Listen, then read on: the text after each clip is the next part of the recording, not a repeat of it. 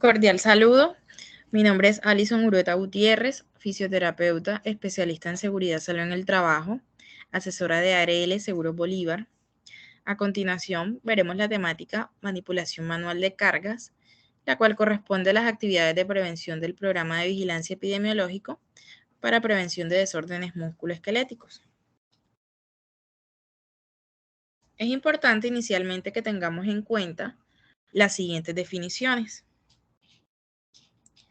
Carga es cualquier objeto susceptible a ser movido cuyo peso excede de 3 kilogramos. Peligro. Fuente, situación o acto con potencial para causar daño, sea a las personas, al medio ambiente o a las instalaciones. Riesgo. Probabilidad de que ocurra un suceso peligroso, que se materialice. Acá tenemos un ejemplo de lo que es peligro y riesgo. Tenemos como peligro el piso mojado, el piso húmedo y el riesgo la caída de personas.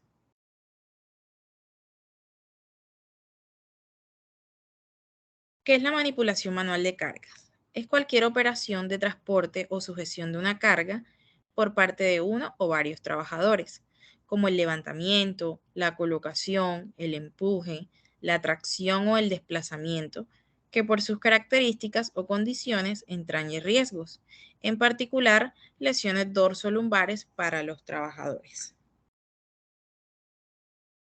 Acá tenemos ejemplos de manipulaciones de cargas. Levantar o bajar una carga, empujar, transportar, alar, estivar.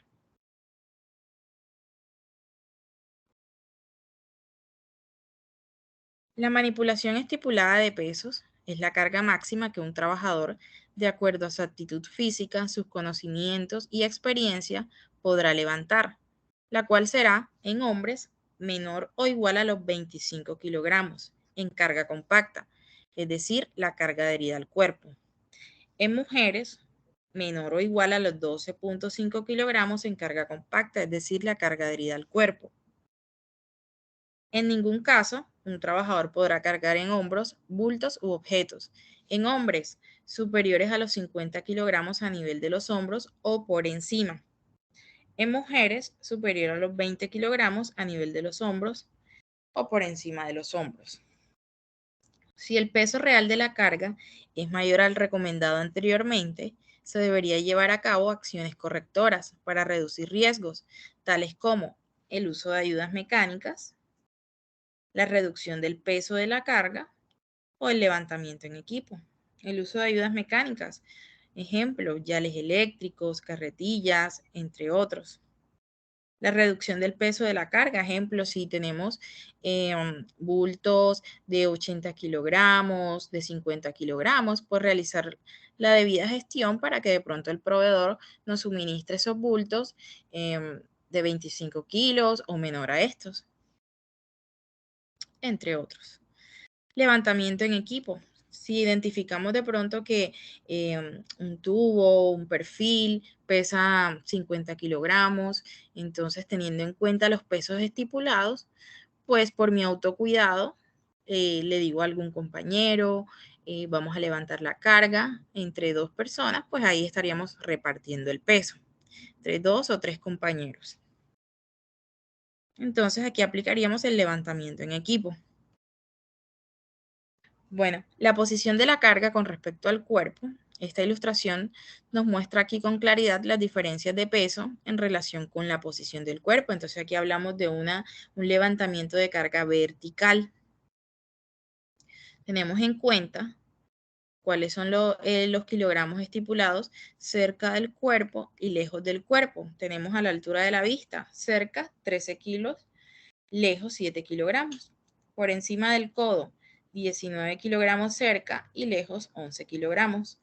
Debajo del codo, 25 kilos y lejos 13 kilos. A la altura del muslo, 20 kilogramos y cerca y lejos 12 kilogramos. A la altura de la pantorrilla, cerca al cuerpo, 14 kilogramos y lejos del cuerpo, 8 kilogramos. Estos son los pesos teóricos recomendados, de acuerdo pues con la posición del cuerpo.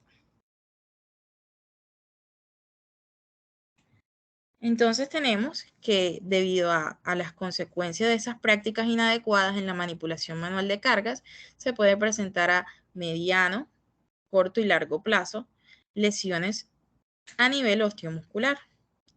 Y estas se pueden producir en cualquier zona del cuerpo, aunque las más sensibles y frecuentes son los miembros superiores y la espalda, en especial la zona dorsolumbar, es decir, la parte media y la parte baja de la espalda. Podemos encontrar lesiones por fatiga física, cansancio. También podemos encontrar lesiones repentinas como contracturas o distensiones musculares, lesiones acumulativas, producto del movimiento continuo, repetitivo de flexoextensión, rotación o inclinación de columna, pueden aparecer trastorno de discos intervertebrales o lo que llamamos hernias discales. Podemos ver aquí los cuerpos vertebrales y los discos que separan estos cuerpos vertebrales. También podemos encontrar fracturas o contusiones. Fracturas debido a que de pronto la carga nos cae en algún segmento corporal. También nos puede generar la fractura, el golpe o contusión y heridas. Entonces todo esto debido a esas malas prácticas. Tenemos entonces factores de riesgo como la característica de la carga. Por ejemplo, si la carga es demasiado pesada o es demasiado grande, si es voluminosa, si es difícil de sujetar, si está en equilibrio inestable o su contenido corre el riesgo de desplazarse, si está colocada de tal modo que deba manipularse a distancia del tronco o con torsión o inclinación del mismo. Entonces aquí tenemos un ejemplo del agarre de la carga. Tenemos el agarre bueno, agarre regular y agarre malo. El agarre bueno, si la carga pues es posible pues que traiga por donde sujetar, maniguetas o el espacio para insertar los dedos, las manos. El agarre regular, miren por debajo de la caja de ese objeto. Y el agarre malo, que es pues cuando agarramos lateralmente el objeto. 2. Otro factor de riesgo, el esfuerzo físico. Si es demasiado intenso ese esfuerzo que estoy realizando para levantar la carga. Si no puedo realizarse, si no se puede realizar más por un movimiento de torsión o de flexión de tronco. Si se trata de alzar o descender la carga con necesidad de modificar el agarre. Por ejemplo acá. Mira, aquí tenemos que el trabajador lo está agarrando lateral y luego pasa por debajo del objeto. Si puede acarrear un movimiento brusco de la carga, si el cuerpo está en posición inestable. Todo esto me genera un esfuerzo físico que me va a provocar una lesión osteomuscular. Tercero, exigencias de la actividad. Tenemos los esfuerzos físicos que ya habíamos mencionado, demasiado frecuentes o prolongados en los que intervenga en particular la columna vertebral. El periodo insuficiente de reposo fisiológico o de recuperación. Las distancias demasiado grandes de elevación, descenso o transporte de carga.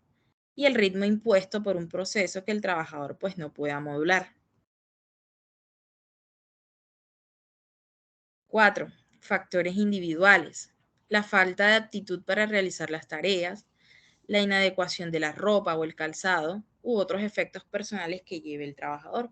Por ejemplo, aquí vemos la colaboradora con zapato de tacón. Tenemos también la insuficiencia o inadaptación de los conocimientos o de la información. De pronto no sabemos cómo realizar el levantamiento correcto de la carga.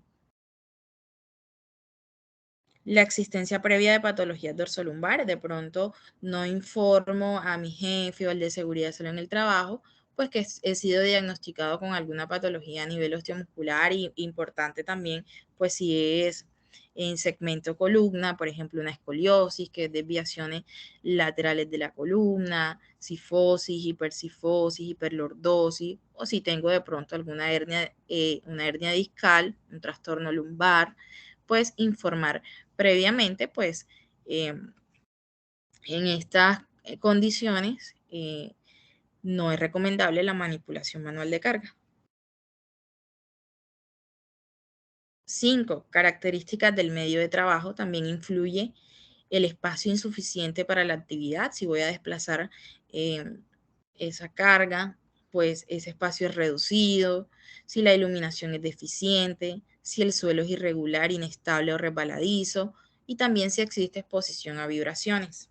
Podemos observar acá va el trabajador, miren que la carga es muy grande, muy voluminosa, entonces me dificulta la visibilidad y pues como es pesada, aumenta la fuerza de compresión en mi columna vertebral, donde se encuentra mi centro de gravedad, el soporte pues de todos mis segmentos corporal, y podemos observar la postura forzada del brazo para poder alcanzar, obtener un buen agarre aquí a nivel medio de la carga. Y acá observamos el desnivel, terreno irregular, y pues el trabajador aquí colocando estas cajitas.